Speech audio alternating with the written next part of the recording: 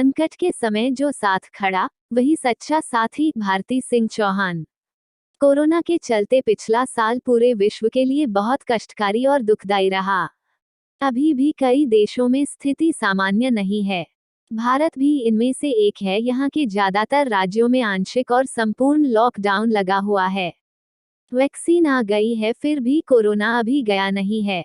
लोग अभी भी लापरवाही बरत रहे हैं, जिसका नतीजा है कोरोना की दूसरी लहर ने पूरे देश को अपने पंजे में जकड़ लिया। कोरोना की दूसरी लहर देश में ऑक्सीजन की कमी की समस्या लेकर आई है। वहीं पिछला साल भूख और पलायन पर केंद्रित रहा। इस वर्ष भी पिछली साल की तरह कई सामाजिक संस्थाएं जरूरतमंदों की मदद के लिए आगे आ रही है। इन्हीं में से एक है जयपुर की स्वयंसेवी संस्था प्रवीणलता संस्थान फाउंडेशन। संस्था की चेयरपर्सन भारती सिंह चौहान एक जुझारू, साहसी और कर्मठ राष्ट्रीय अंतर्राष्ट्रीय पुरस्कार प्राप्त सोशल एंटरप्रेन्योर हैं। प्रवीणलता संस्थान ने कोरोना काल के पहले लॉकडाउन मार्च 2020 से अभी कोरोना की दूसरी लहर तक राजस्थान प्रशासन की अनुमति लेकर कोविड गाइडलाइन की पालना करते हुए जयपुर सहित 15 जिलों के करीब 60 गांवों और ढानियों तक, राजस्थान के बॉर्डर का आखिरी गांव मुनाबाब तक करीब 27,000 जरूरतमंद परिवारों को महीने भर का सूखा राशन उपलब्ध करवाया और यह क्रम निरंतर जारी है। राजस्थान में फैली अपनी सशक्त टीम के सहयोग से वह इस कार्य को कर रही है। संस्था राजस्थान के लोक कलाकार, भील, बंजारा समुदाय, लुहार, प्रवासी मजदूर, रोज कमाकर खाने वाले दिहाड़ी मजदूर, इवेंट इंडस्ट्री से जुड़े मजदूर और अल्प मध्यम आय वर्ग के परिवार इत्यादि को यह सुविधा उपलब्ध करवा रहा है। यह सभी समुदाय पहले लॉकडाउन के समय से ही अपनी रोजी रोटी के लिए जूझ रहे हैं। यहाँ तक नौबत आ गई थी कि ये हमारे राज्य के विश्व प्रसिद्ध कलाकार भीख मांगने को मजबूर हो गए। आज संस्था न केवल इनके राशन पानी का इंतजाम कर रही है, बल्कि उनके निजी स्वास्थ्य, चिकित्सा इत्यादि पर भी ध्यान दे रही है। 2020 से लेकर अभी तक हम लोग लगातार जो है कोविड रिलीफ सपोर्ट का काम कर रहे हैं। जयपुर ही नहीं बल्कि पूरे राजस्थान में हम लोग अलग अलग कार्यों के माध्यम से डिप्राइव्ड कम्युनिटीज़ को सपोर्ट करने का प्रयास कर रहे हैं। इसमें dry ration, sanitation support, oxygen concentrator support, frontline workers को उनके पर्सनल सेफ्टी के पॉइंट ऑफ व्यू से पीपीई किट्स हो गए, मास्क हो गया, सैनिटाइजर्स हो गया, और इसके अलावा और भी किसी भी तरीके की रिक्वायरमेंट जो आ रही है हम लोग फुलफिल करने की कोशिश कर रहे हैं। अभी तक हमने करीब 13 जिलों को कवर कर लिया है, जिसमें से करीब 95 विलेजेस आ रहे हैं। और ड्राई राशन में स्पेशली अगर मैं बताऊँ तो 15 डेज से लेकर के महीने भर का जो किट है वो हम लोग परिवारों को उपलब्ध करवा रहे हैं, जिसमें बेसिक एक्सेसरीज, जिसमें आटा, दाल, चावल, चीनी, तेल, मसाले, साबुन, टूथपेस्ट, टूथब्रश, चाय की पत्ती इत्यादि जो सामान है वो होते हैं। अगर मैं बताऊं कि अभी तक हमने कितना सपोर्ट किया है तो करीब हमने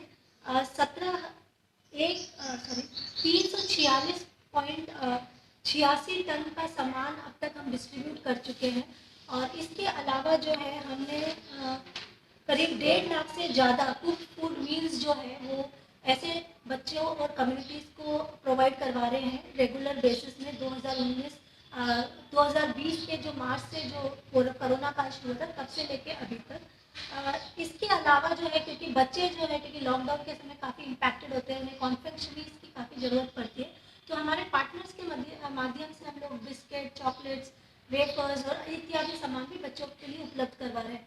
साथ ही प्रेग्नेंट वुमेन्स जो है स्पेशली उन लोगों को एनामिक का शिकार होना पड़ा, इसी को लेकर के हम लोग डाइटिशियन से कंसल्ट करके उनके लिए न्यूट्रिशनल किट जो कि ड्राई राशन के साथ एडिशनली जाता है, जिसमें देसी घी हो गया, मूंग, मोठ, चने, गुड़ आदि जैसे सामान जो है हम लोग उन्हें भी उपलब्ध करवा रहे हैं।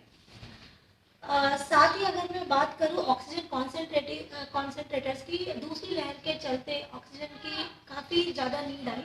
इनिशियली हम लोगों का मिशन में ये एक पॉइंट इंक्लूडेड नहीं था, मगर हमारे ही टीम के मेंबर के इश्यू आने के बाद हमें महसूस हुआ कि ऑक्सीजन की नीड कितनी है।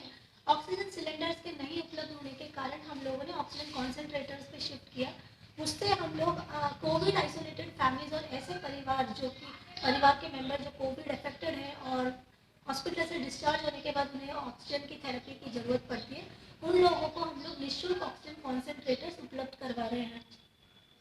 बालिकाएं और महिलाएं भी काफ़ी इम्पैक्ट हुई है, क्योंकि लॉकडाउन भी चल रहा है। साथ ही वो अपने पेरेंट्स से, स्पेशली पिताओं से नहीं बात कर पा रही हैं कि वो मार्केट से उनके लिए सैनिटरी पैड्स लेकर आए। और एक पर्यावरण भी एक पर्यावरण को लेकर के भी एक सवाल उठ खड़ा हुआ है कि जो प्लास्टिक वेस्ट है और जो ग्लोबल वार्मिंग है वो एक बहुत बड़ा मुद्दा बन चुका है। इसी बात को ध्यान में रखते हुए हम लोग, हालांकि 5 साल से रीयूजेबल सैनिटरी पैड्स और ऑर्गेनिक पैड्स पे काम कर रहे हैं। जो भी पैड्स हम लोगों ने डिस्ट्रीब्यूट करवाए राजस्थान के अलग अलग कोने में महिलाओं को और बालिकाओं को, वो सारा पर्यावरण अनुकूल है, जो कि बांस का बना हुआ है। अभी तक अगर मैं केवल कोविड की बात करूं तो करीब 85,000 हमने डिस्पोजेबल ऑर्गेनिक पैड बांस का बना हुआ बांटा है, और साथ ही जो है 17,600 के रीयूजेबल क्लॉथ पैड्स